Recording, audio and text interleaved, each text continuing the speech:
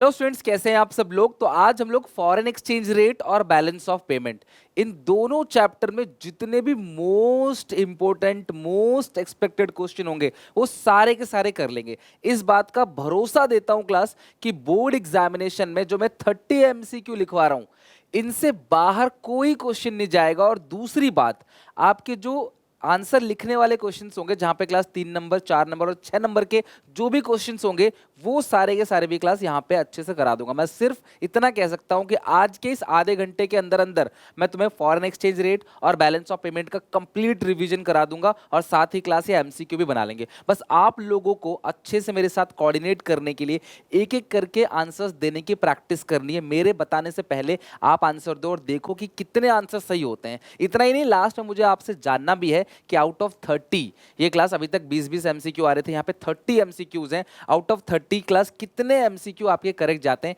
ये भी मुझे बताना कमेंट सेक्शन में। और अच्छा लगे तो प्लीज यार एक लाइक जरूर कर देना। मैं आप लोगों के लिए इतने एफर्ट्स डाल रहा हूँ, मुझे मोटिवेट करने के लिए प्लीज एक लाइक जरूर कर दो और वीडियो को शेयर करना अपने सारे क्लासमेट में। मजा आ जाएगा। आज पूरा का पूरा चैप्टर का वन शॉट रिवीजन हो जाएगा दोनों के दोनों का और साथ में क्वेश्चन भी बन जाएंगे। आइए स्टार्ट करते हैं।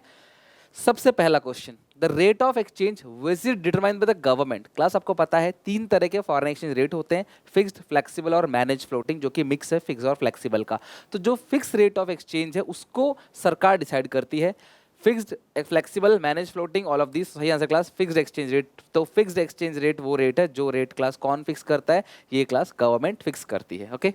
Second, which the following is true for transfer payment in current account of balance of payment। Transfer payment के लिए कौन सा स्टेटमेंट सही है।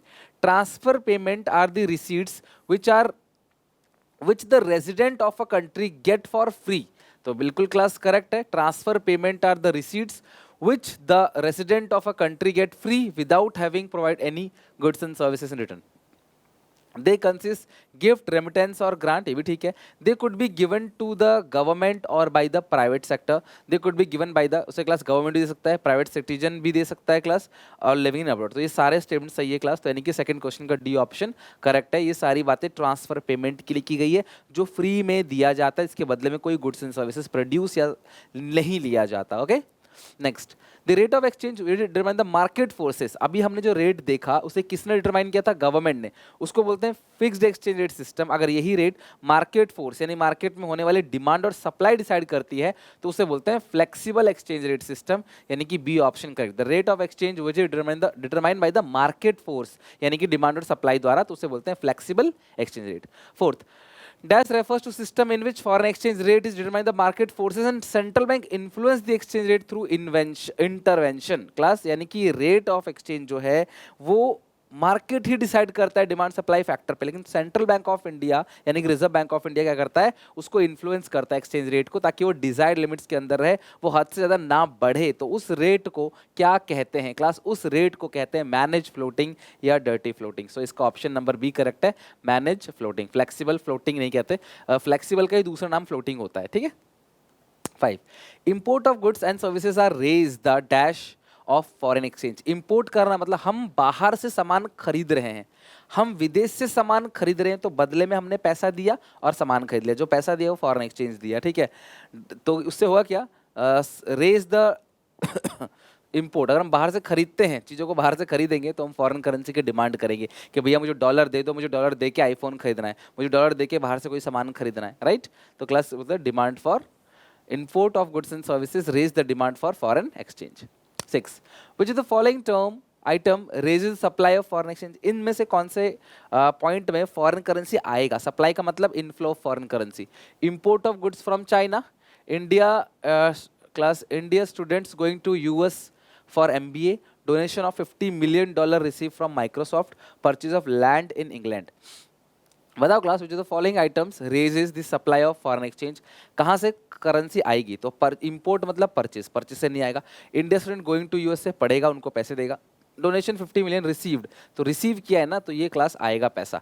लैंड खरीदोगे तो पैसा जाएगा। तो यानी सी ऑप्शन करेक्ट है, जहाँ पे फॉरेन करेंसी हमारे पास आएगी। Fixed exchange rate is also known as, fixed exchange rate अभी समझाया था क्लास, उसको फ्लोटिंग रेट ऑफ एक्सचेंज भी बोलते हैं।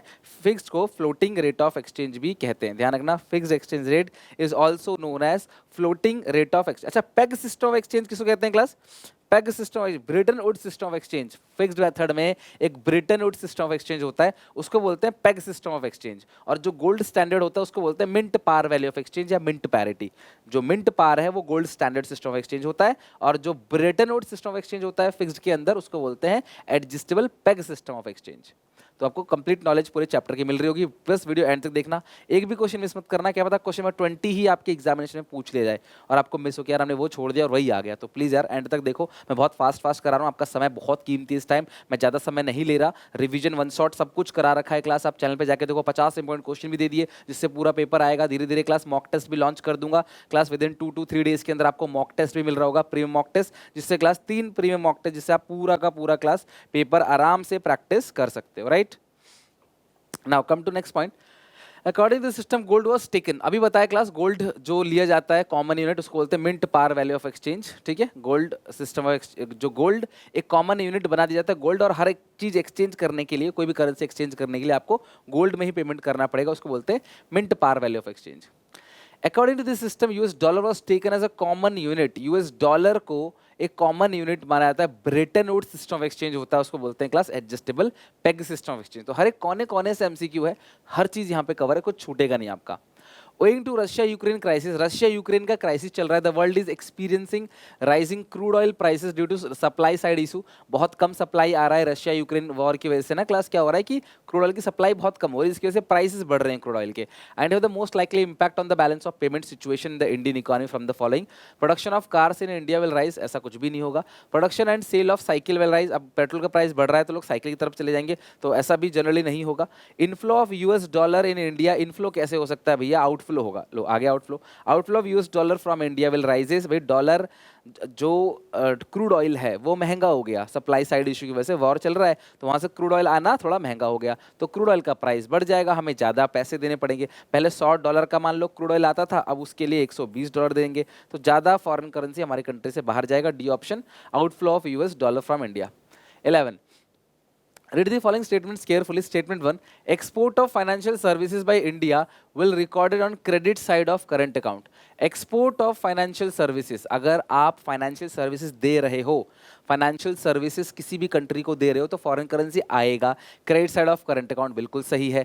Foreign direct investment in India, बाहर से जब इन्वेस्टमेंट आएगा उससे भी हमारा पैसा आएगा क्रेडिट साइड, लेकिन वो कैपिटल अकाउंट में आएगा। दोनों स्टेटमेंट सही है, जब इन्वेस्टमेंट हमारी कंट्री में आएगा तो भी पैसा आएगा क्रेडिट साइड, और जब क्लास एक्सपोर्ट करेंगे तो भी पैसा आएगा क्रेडिट साइड, लेकिन एक्सपोर्ट ऑफ गुड्स या सर्विसेज आता है करंट अकाउंट में, जबकि इन्वेस्टमेंट आता है कैपिटल अकाउंट में। दोनों स्टेटमेंट सही है, both statements are true, C option correct है, both statements are true.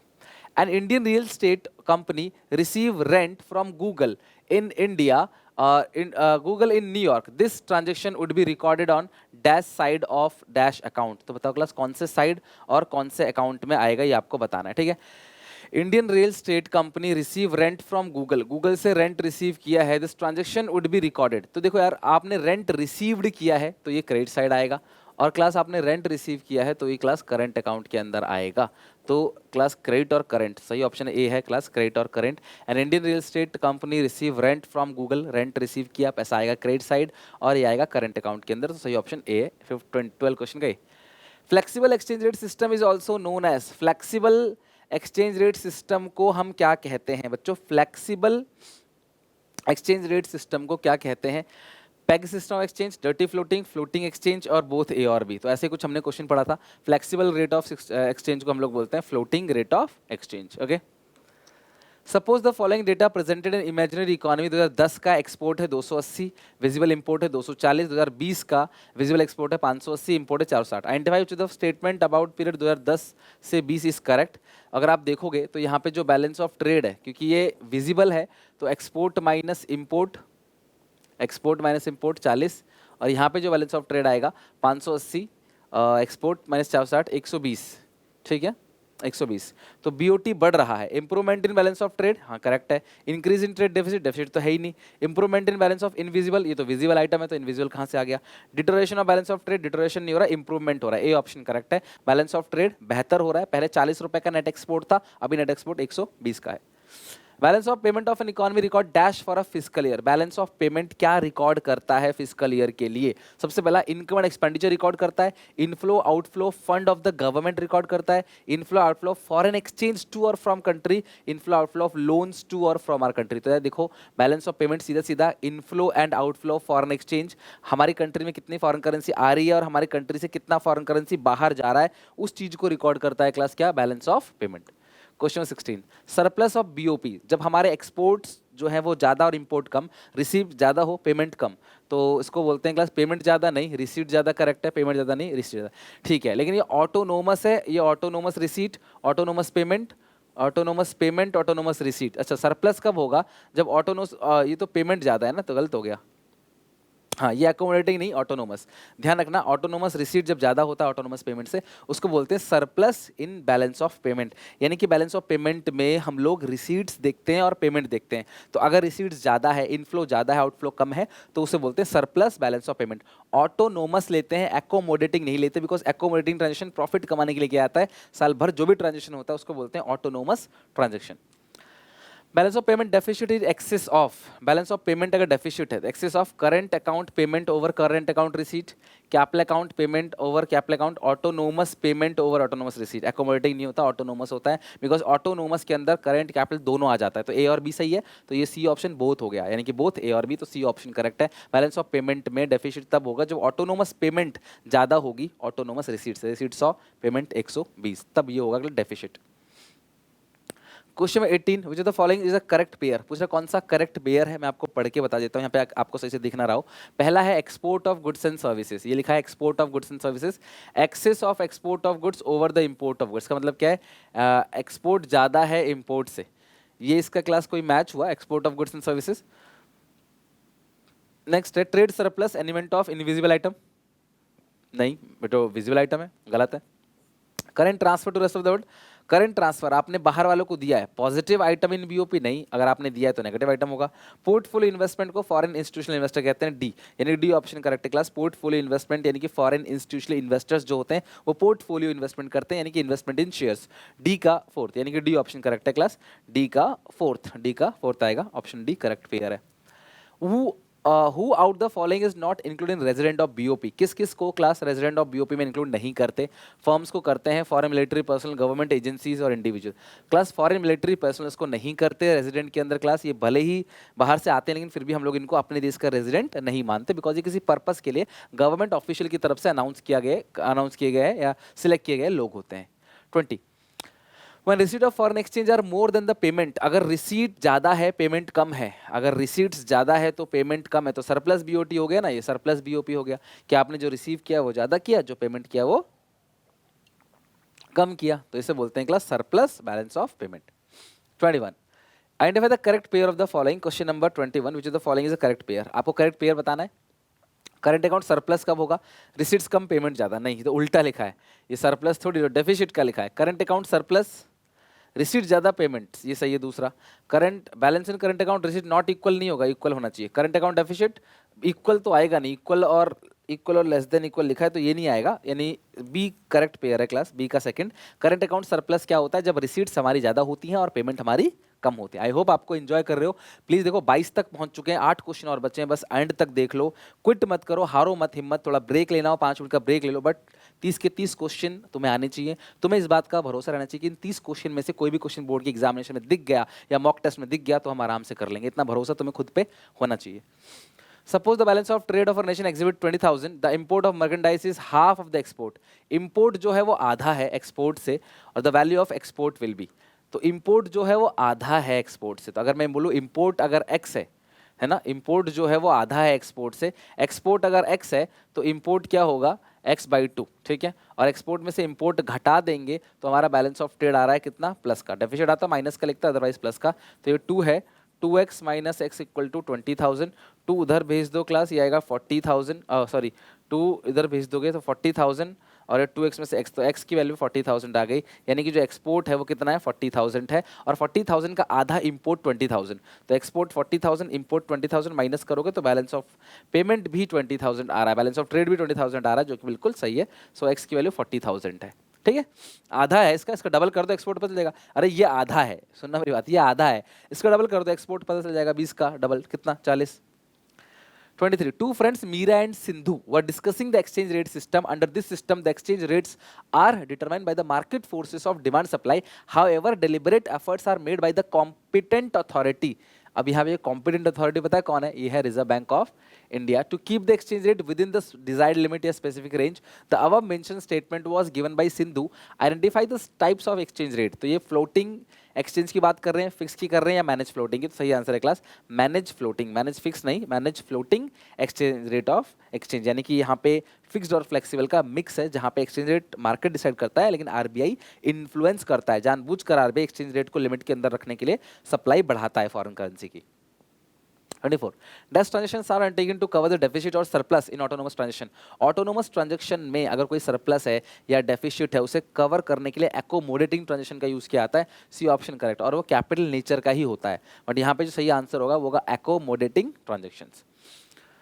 Import of machinery is recorded dash account. Import of machinery जो है किस में क्लास आएगा? Import of machinery आएगा current account में, और बोरोइंग जो आएगा वो कैपिटल अकाउंट में आएगा। करंट कैपिटल, तो पहला ऑप्शन है करंट, दूसरा कैपिटल, इसका मतलब है ए ऑप्शन करेक्ट है, पहला करंट दूसरा capital.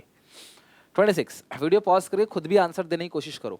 Foreign exchange rate depend on the other, foreign exchange rate is dependent on other foreign exchange rate, sorry foreign exchange transaction. तो डिपेंडेंट नेचर का जो होता है वो कौन सा होता है class? Accommodating transactions. Autonomous independent है, डिफरेंस मैं बता चुका हूं आपको। Accommodating item foreign exchange transaction depend upon other foreign exchange transaction, उसको बोलते हैं class accommodating transactions. When the receipts of foreign exchange are more than the payment of foreign exchange, अगर receipts ज्यादा है तो उसको बोलते हैं surplus balance of payment। इसके बोलते हैं class surplus balance of payment। ऐसे क्वेश्चन हमने पहले भी देखा था। 28. An Indian company located in India invest in company located in abroad. एक इंडियन कंपनी जो इंडिया में है वो इन्वेस्ट करती है अब्रॉड में, तो पैसा जाएगा ना, तो पैसा जाएगा तो कहाँ पे आएगा? डेबिट, और ये इन्वेस्टमेंट है ना, इन्वेस्ट तो कैपिटल अकाउंट में आएगा। This transaction entered in the India balance of payment, कहाँ पे आएगा? Debit side of capital account. तो debit side of capital account ये करेक्ट आंसर है। डेबिट मतलब पैसा जा रहा है, कैपिटल अकाउंट क्योंकि ये इन्वेस्टमेंट और लोन की बात है, ठीक है, तो ये कैपिटल अकाउंट में आएगा। सेकंड लास्ट क्वेश्चन बताओ जरा, बहुत प्यारा क्वेश्चन है और बहुत अच्छा क्वेश्चन भी है, आप जरा बताने की कोशिश करो। Identify which of the following is not an example of invisible. कौन सा इनविजिबल का एग्जांपल नहीं है? कौन सा इनविजिबल का एग्जांपल नहीं है, मतलब कौन सा विजिबल है? एयर एंड सी ट्रांसपोर्ट, तो भैया ये इनविजिबल है। Postal courier services, services invisible है। Education related travel invisible. Merchandise link transaction, goods, merchandise मतलब क्या होता है? गुड्स। तो गुड्स जो सामान है जिसपे क्लास आपका कुछ ना कुछ सामान एक्सचेंज होगा, तो वो आपका क्या है? इनविजिबल नहीं है, वो विजिबल है। ये क्लास 30 क्वेश्चन है, ये 30 क्वेश्चन है, ये सीबीएसई के सैम्पल पेपर का ही क्वेश्चन है, और ये क्वेश्चन नंबर 30 है, राइट? ये क्वेश्चन नंबर 30 है, क्वेश्चन नंबर 30। अब मुझे बताओ class, the following information is given for an imaginary country. आपको बताना है क्लास कि बैलेंस ऑफ करंट अकाउंट क्या होगा। ध्यान से समझना क्लास, करंट अकाउंट में नेट एक्सपोर्ट ऑफ गुड्स आता है, तो ये जो विजिबल है, तो विजिबल कितना हो गया? 100 में से 150 गया तो -50। फिर इनविजिबल एक्सपोर्ट, इनविजिबल इंपोर्ट है, 40 में 70 गया तो 70 में से 30 गया तो प्लस का 40। फिर नेट करंट ऑलरेडी क्लास 15 दे रखा है, तो ये आपका क्लास आएगा आंसर प्लस का 5। तो the balance of current account जो आएगा वो आएगा सरप्लस, सरप्लस, और फिगर जो आएगा वो आएगा 5। सरप्लस आ रहा है 5, ठीक है। इसके अंदर अगर करंट अकाउंट के अंदर कोई इन्वेस्टमेंट होता, लोन होता, हम नहीं लेते, हम उसको इग्नोर कर देते, क्योंकि करंट अकाउंट में goods, export import of goods, export import of services और यूनिलैटरल करंट ट्रांसफर्स आता है। तो करंट ट्रांसफर का तो नेट ही दे रखा है, बाकी में आप एक्सपोर्ट में से इंपोर्ट घटा दो, आपको पता पड़ जाएगा क्लास सरप्लस 5। हमारे पास $5 एक्स्ट्रा आ गया, राइट। तो ये 30 क्वेश्चन थे, 30 क्वेश्चन। तो 30 के 30 क्वेश्चन, ये 30 क्वेश्चन है, 30 इसकी नंबरिंग 30 है, 30 के 30 क्वेश्चन मैंने अच्छे से निपटा लिया। अब मुझे कमेंट में एक एक बच्चे से, किसी के 10 भी आए ना तो भी मुझे कमेंट करो, तो भी आप पास हो। तो प्लीज़ यार कमेंट करो, मुझे बताओ, और वीडियो अच्छी लगे तो प्लीज़ सारे बच्चे प्लीज़ एक लाइक कर दो। इस टाइम पे बहुत ज़रूरत है क्लास मोटिवेशन की, मेरे गले की बहुत हालत ख़राब है। अभी मुझे इको का पेपर दिलवाना है, आपको बीएसटी का पेपर दिलाना है, अकाउंट्स का पेपर दिलाना है। मुझे नहीं पता कि फिजिकली मेरी हेल्थ सपोर्ट करेगी कि नहीं मुझे, बट मुझे इतना पता है मन से कि मैं मन से नहीं टूटूंगा, टिल एग्जाम तक आपकी मदद करूंगा और जी तोड़ मेहनत करूंगा आपके पीछे, कि आप भी याद रखोगे। बस अपना प्यार सपोर्ट बनाए रखो, कि यही एक चीज़ है जो अंदर आग लगाए रखती है आप सबका मोटिवेशन, प्यार। मिलते हैं नेक्स्ट वीडियो, तो take care, bye bye, God bless you.